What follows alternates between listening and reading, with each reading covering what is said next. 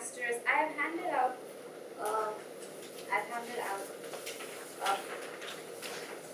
a description of what that should give you some hint about what the table topics are today. They are about elevator talks. So recently I was at a conference and there were like over 10,000 people at that conference. And everyone I met asked me questions like, so what do you do? Who are you? Where are you from? And it turned very quickly into a table topic session because I wasn't prepared to answer these questions. So for those of you who already have an elevator talk ready, kudos. But for those of you who don't, will just realize how difficult it is to impromptu come up with a table, come up with an elevator talk. So elevator talks are normally from 2 minutes to 30 seconds, and it's not just about introducing yourself. It can also be about pitching a product, a service, or a project. And normally elevator talks consist of the following sections. They start with who you are, why should someone hire you, why do you do your job the best, and in the end, it's always closed with a call to action, such as, can I have your business card, can I call you tomorrow, I would like to discuss this with you further. So today we are going to have some fun elevator talks, and we are going to start with Alan. Alan, I'm going to give you a situation, and you have to come up with an elevator talk. You ready? So you are an application developer and have developed an app that identifies different types of smell. So basically, you've just invented virtual nose. And you're at a startup expo, and guess who walks in your booth? Warren Buffett. He says, kiddo, you have just 2 minutes or 30 seconds. Convince me why I should invest in your app. What an incredible application.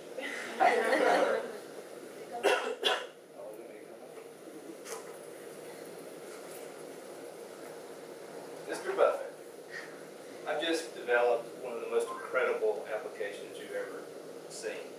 With this iPhone, I can hold it up and it can identify the smells that are in the air. Those may be pleasant smells, those may be not so pleasant smells. And you can even program it so that you only pick up some level of smell. So you say if there are the bad smells, you don't want to identify those. If it's the good ones, you do want to identify it. So there is lots of applications for this, but you can imagine, and you're an incredible entrepreneur, invested in a lot of companies, and I'm sure you can think of many more applications for this than even I can. But we have a great team of developers that worked on this. We have gotten a lot of interest from fellow companies. Apple has indicated a great interest in this product, but what we're looking for is more development dollars, more funding to take this to the next level. So I would greatly appreciate it if you would put some money in our company, and you will also reap the benefits. Of course, you'll get some equity in the company when you do that, but I do want to maintain controlling interest in the company. What do you think?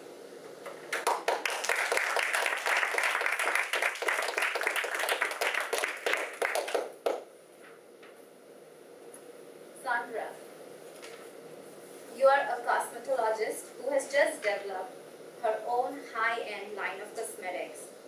You happen to be in an elevator and you meet the CEO of Revlon. Convince the CEO in less than 2 minutes that he should buy your line of cosmetics.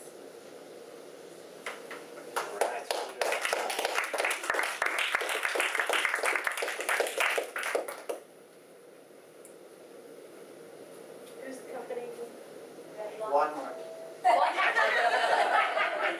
They talk about Walmart. Revlon. Oh man. How are you today? Don't you love my makeup on? It's something that we have invented myself, and I would love to be able to talk to you about it. It makes you look so much younger than what you are. And yeah, it's just a 1, 2, 3 steps. You do not have to take all these steps and like do this, wash it off and put it back on, and take it off and put it back on. It is all in one. Just wash your face, put it on, and you're done for the rest of the night. You don't do the same thing, and it just makes you look so young and beautiful. You probably can't imagine how old I am. I'm a lot older than what I look. Here's my card. Can I call you later? Thank you.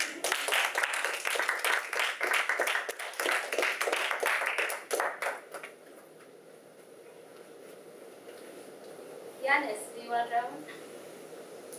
You just received a degree in aerospace engineering, and as a kid, you always wanted to be an astronaut. One day, at a coffee house, you see the director of NASA. Convince him why he should hire you.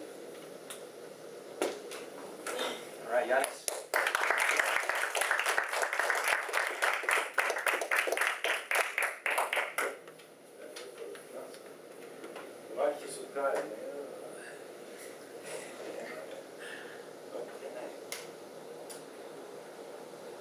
Mr.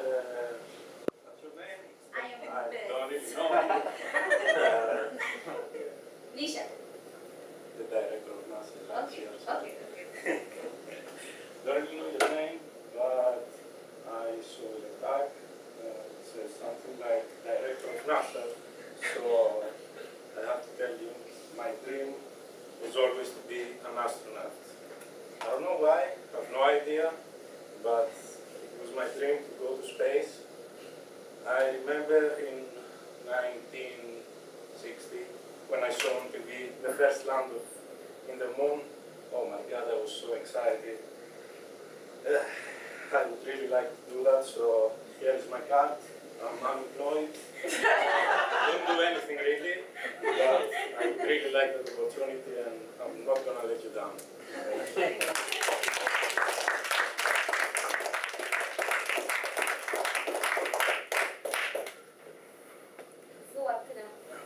You are a biomedical researcher and you've just recently discovered a cure for cancer. You were invited to pitch your medicine to a group of physicians. How would you convince these physicians to prescribe your magic cure? All right, Zeke.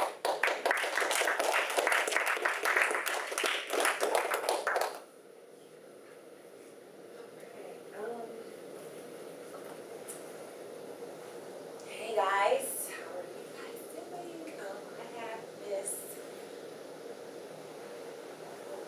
I have this great medication that you guys want to hear about.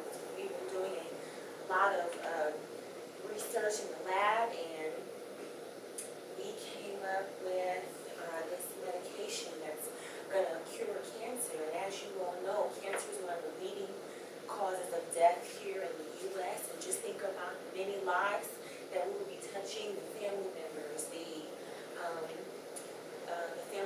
the patients themselves, and just this great impact that we'll be having on the world if you guys buy this medication. And so I suggest you get it. And let me just tell you about a personal story. Sir, I have a family member as well that, was a cancer survivor. And so I could just imagine if there was that medication, how great it would be. And so you guys just want to use my card, give me a call, and I'm sure I'll expect to get a phone call. Thank you.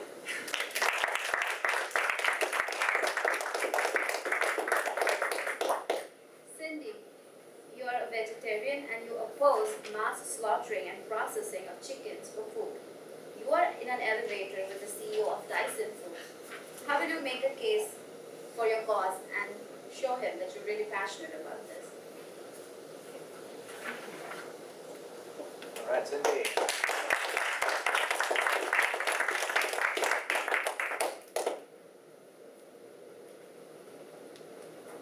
Oh, Mr. Tyson. So glad to make your acquaintance. I was wondering if you've ever actually spent some time in your slaughterhouse and seen the practices that they've used on those chickens. It's really atrocious. I have seen some.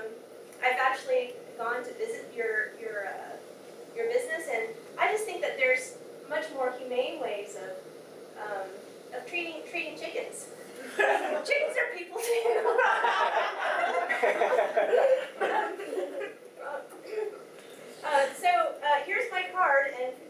free to call me.